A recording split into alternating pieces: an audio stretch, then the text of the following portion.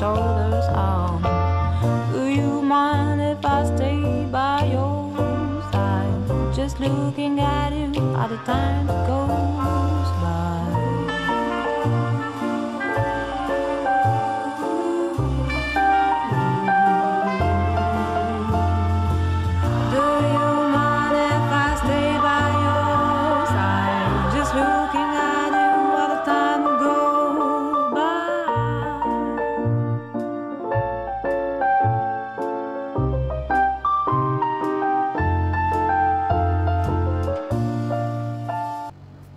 Hi guys, Paul Pluta on the Paul Pluta channel. Today I'm doing some paid reviews, and before I start with the paid reviews, let's do a quick wristwatch check. I'm wearing the Rolex two-tone Daytona with exotic blue dial. Okay, fuckaroonies, this here is for Filippo. Okay, hi Archie, I've sent you... This was an old review, so it's still going through. $20. Can you do a review? I said, okay, this was the old review. The new prices are $50, but just getting rid of the backlog. I'm Filipino. I love the Filipino people. And I'm going to graduate at university in the next few months.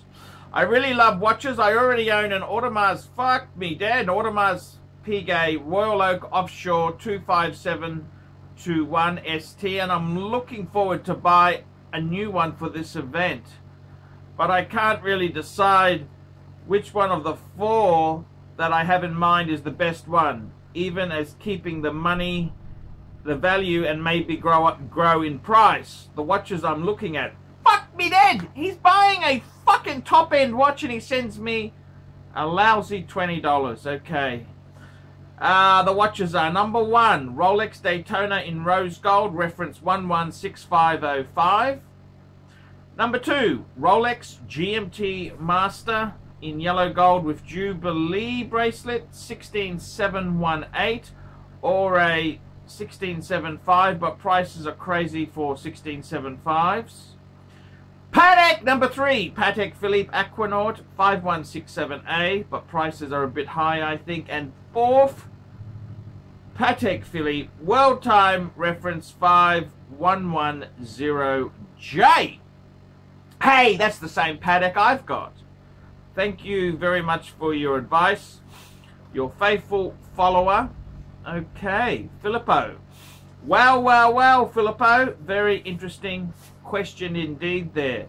Bit of a lousy shame you sent me $20 for a fuck me dead. How rich are you? Fuck me dead. Look, it depends what you're really after there. I mean, out of all those pieces you've mentioned, the best piece, and I get the feeling you're buying secondhand, because the 5110 is no longer available. That ran from 2000 to 2006. Great watch. I've got one myself. I think it's probably the most beautiful world time, and I actually really love it in yellow gold as well. That's the J. J is for yellow gold, R is for rose gold, and G is for white gold. The Swiss use French language lettering there. That's why it's not English, of course. Okay, what would I get there? Well, look. This is always the way it is in life. You haven't really given me a full picture. You haven't told me what other watches you have. You haven't told me you want to wear it every day or it's a special occasion watch. So you really haven't given me the background to make an informed decision. I mean, if this was your second watch, I would say, hang on, I would seriously say, hey, let's look at more something you can wear every day, like a steel Daytona. But if you've already got a collection, and this is kind of an add-on, a piece of à la resistance, well, I'd say go for the fucking World Time. The World Time, amazing. That's got the greatest, the most beautiful movement out of all those pieces there. I mean, the Rolexes, look, I love Rolex. I'm wearing a Daytona myself, but utilitarian movements. Whereas with the Patek, let's be honest, the 61 sorry, 5167, great watch. It uses a 324 movement. Yeah, it's a good automatic Patek, but it ain't the micro rotor 240 movement, which is in the world time. That's an amazing piece. The world time is also relative bargain, a bargain. So I think if you wanted a really fancy dress watch, real fuck off, you mentioned you're Filipino, so probably a little bit smaller than a Western guy, you know, your wrists and everything else. I think the 5110 is absolutely perfect. The new model, a little bit bigger, 5230, doesn't seem to be as wanted. I think the 5110 is absolutely the best. Absolutely the best. That's definitely what I would go for. I mean, that is a world time. Fuck me dead. That's a beautiful complication. In the Patek pecking order, they sort of place the world time above the annual calendar. I'd sort of say it's kind of on par with the Patek chronograph, you know, as far as complexity, and I don't think you can go wrong with that. I mean, is it going to go up in value? Well, I mean, you know, this is a dangerous thing. You shouldn't buy watches solely because you want to make a buck. Which one's going to go up most? It's very hard to predict these things. I always say, buy what you love. If it goes up, great. If not, who gives a shit?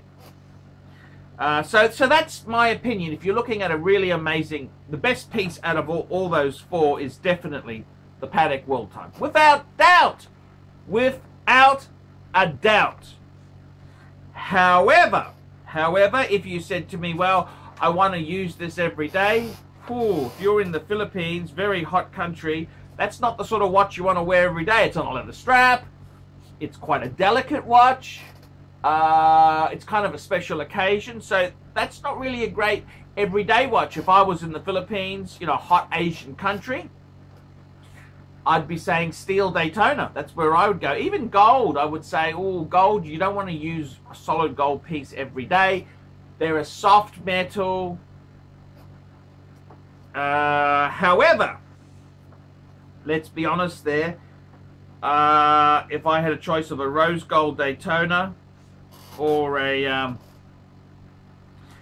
I got to be completely frank with you. I don't like the rose gold on the Daytona. I actually many years ago, a couple years ago, I made a video on it. I was paid to deliver it. I delivered it from a dealer in Australia to a dealer in Bangkok.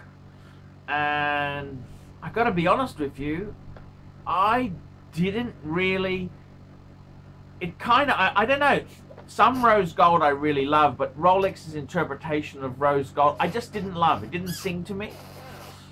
So if I was choosing, you know, a solid gold piece, I'd probably go yellow gold Daytona.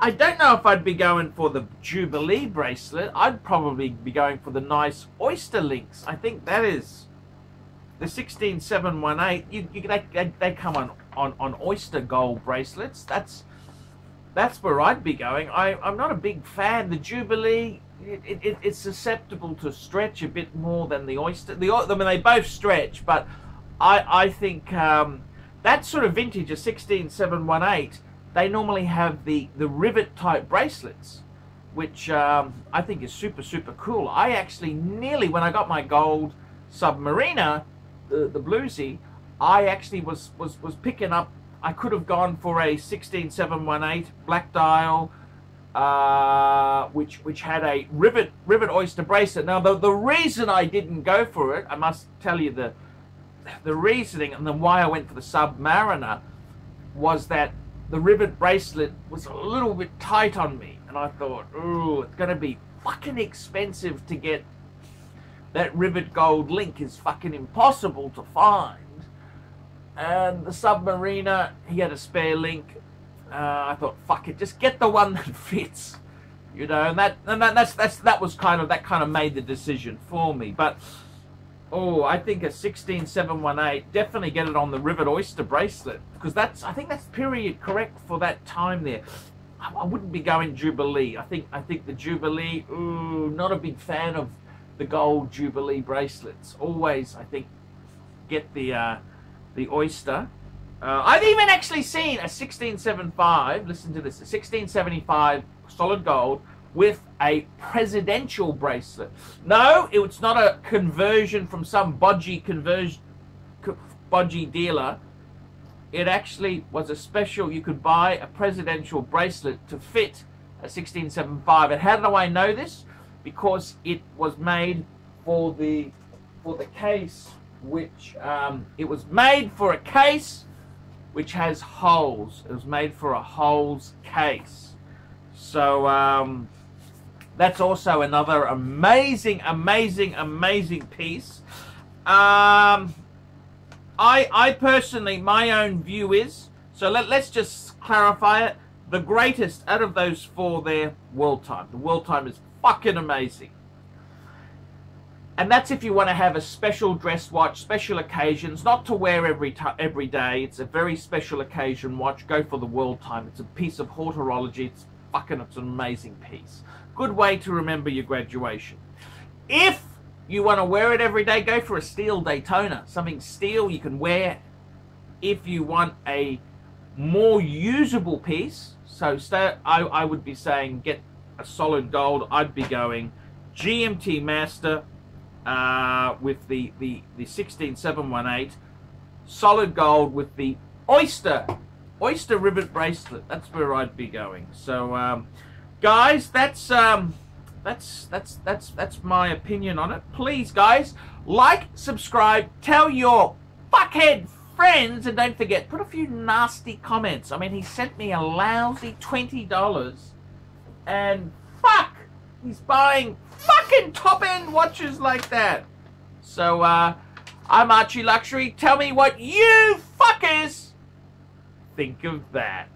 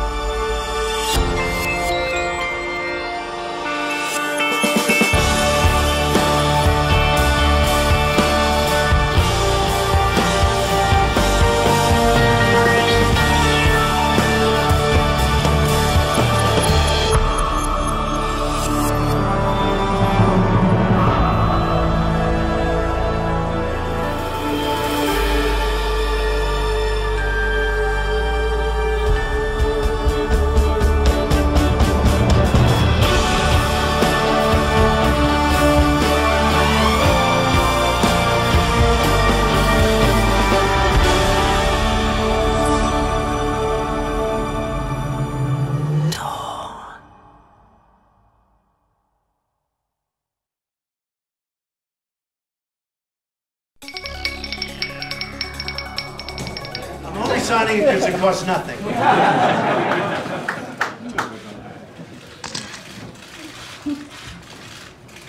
So this is the congratulations to everybody.